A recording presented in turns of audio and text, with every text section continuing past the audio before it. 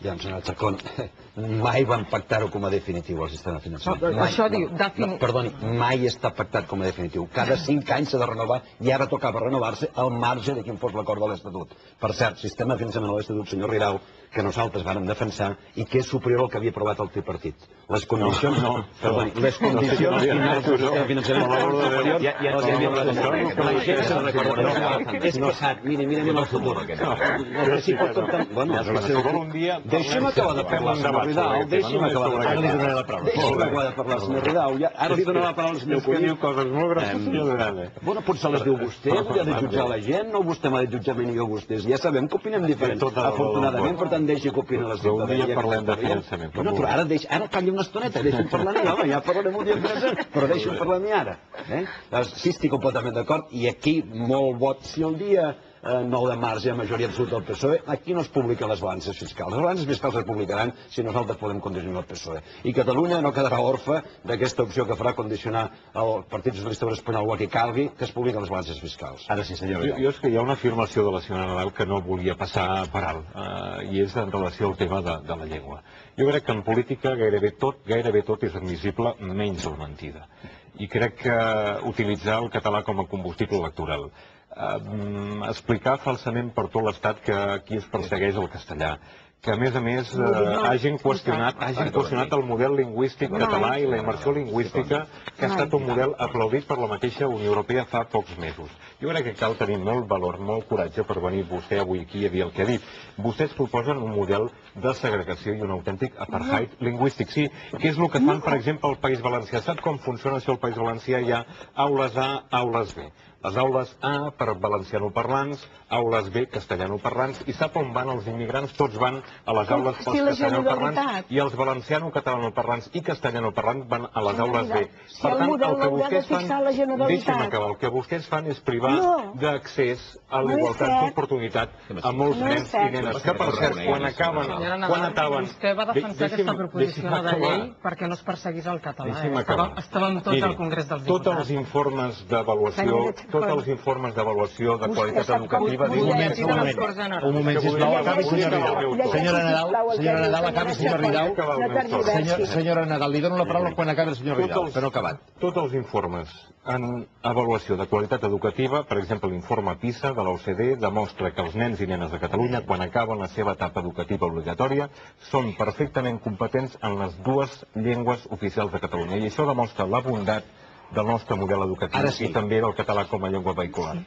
Miri, es tracta de defensar la llibertat. Miri's vostè també l'informe de la Fundació Jaume Bofill i veurà vostè com es veu perfectament que les igualtats d'oportunitats no són les mateixes per una criatura escolaritzada en castellà quan té com a llengua materna i quan té la llengua materna alternada, no? En qualsevol unitat. Miri's l'informe de la Fundació Jaume Bofill. Miri, jo recordo l'informe, m'ho permet una dada, una precisió. Diu que a nivell oral i escrit pràcticament el percentatge és idèntic d'èxit, potser una mica més en castellà en quant a les estructures lingüístiques comunes, però en quant a fluïdesa verbal em sembla que el nivell és exactament el mateix. Un afegitó, les proves de selectivitat... Els dos, més serio, no, per favor, perquè ja sobre les proves de selectivitat, senyora Nadal. Senyor Rivera, sisplau. Les proves de selectivitat, l'alumne català té millor nota en castellà que la resta de la xarxa. Acaba en 10 segons. Fundació Jaume Bofill. No l'informe PISA, no, l'enquesta PISA i el que són les matrius de dades està demostrat en aquestes dades. Escolti, és la Fundació Jaume Bofill. Sí, la conec. I l'informe també el conec, i vostè el falseja, no? I l'enquesta PISA i les matrius de dades. No, jo una consideració molt breu. Avui hi ha qui fa del conflicte entre territoris una arma electoral. Ho fan amb la política d'aigua. Ho fan amb la política d'aigua, apostant per la política del transvasament, que sap vostè que això aposta per la lògica del confrontament. Per això nosaltres diem no al transvasament de l'Ebre i diem no també al transvasament del Roine, perquè més que és ineficient i més car, el que suposaria és obrir la porta a la lògica del transvasament. I vostès, senyora Nadal, fan del conflicte entre territoris una arma electoral. Ara bé, davant del seu discurs, el que no val és apoquinar-se i renunciar a avançar cap a un estat plurinacional. I el que hem d'aconseguir a Madrid els propers 4 anys és l'exigència, i l'exigència del Partit Socialista perquè avancin en autogovern, perquè compleixin amb l'Estatut, que és llei, no cal que ens ho prometin. que compleixin la llei i perquè avancem cap a la plurinacionalitat. Això és el que ens juguem el proper 9 de març. Jo no he interromput a la senyora Nadal, però discrepo contundentment d'ella i de la seva interpretació de l'informe de la Fundació Bofill. I d'altra banda, a mi em sap molt greu, però el Partit Popular ha fet i continua fent molt de mal amb el que és la llengua respecte a Catalunya. No vull recordar-li tot el que va ser la campanya a Andalusia contra Catalunya i contra el català. Per tant, això ens fa molt mal com a país i jo, educadament, sense interrompre, li dic que no hi estic gens d'acord i vostè instrumentalitza un informe. Perdoni, és que són unes eleccions també al Senat i jo no puc deixar de dir-me una cosa que he dit sempre, perquè aquí molt atac d'Esquerra Republicana envers el PSC, però al Senat van junts. I això orgullós que hi hagi dos grups catalanistes al Senat i dos Esquerra està orgullosa. Des d'aquest punt de vista el catalanisme s'ha enriquit. Deixi'm acabar, senyora Chacón.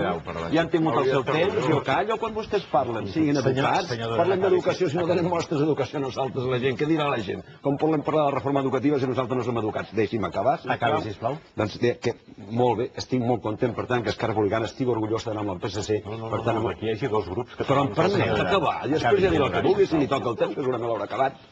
Estic molt orgullós que l'Esquerra Republicana estigui molt satisfeta d'anar juntament amb el PSC en el Senat junts. Miri, sap què passa? Que vostès tenen el monopoli de la representació del catalanisme a Madrid? No. No, l'han tingut durant un quart de segle. Feliçment, ara fa 4 anys es va trencar perquè al Congrés hi ha dos grups catalanistes que tenen grup propi, Esquerra Republicana i Convergència i Unió. Jo me'n felicito que vostès tinguin grup i suposo que vostès feliciten que Esquerra també el tingui. I el Senat exactament igual. Allà on el PSC abans estava amb el PSOE, ara està amb Esquerra Iniciativa i és un grup catalanista. I vostè, com a catalanista, s'hauria d'alegrar.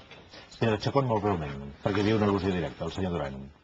No, amb això que anaven junts, deia, volia dir Està molt content amb l'extrapolació. L'entesa, tenim per davant, ja aprofitant quelcom que crec que, excepte el Partit Popular, la resta estem d'acord, tenim per davant una reforma urgent, que és la reforma del Senat. I a mi el que m'agradaria també és que aquest 9 de març permetés una altra dreta a Espanya, una altra dreta diferent d'aquesta dreta centralista i radical que és aquest PP, que ens permetés abordar algunes reformes constitucionals que són necessàries, una d'elles la del Senat, perquè les comunitats autònomes, perquè Catalunya pugui tenir veu pròpia allà on té competències exclusives en el Senat. I aquesta reforma és urgent i amb un altre Partit Popular seria possible la propera legislatura.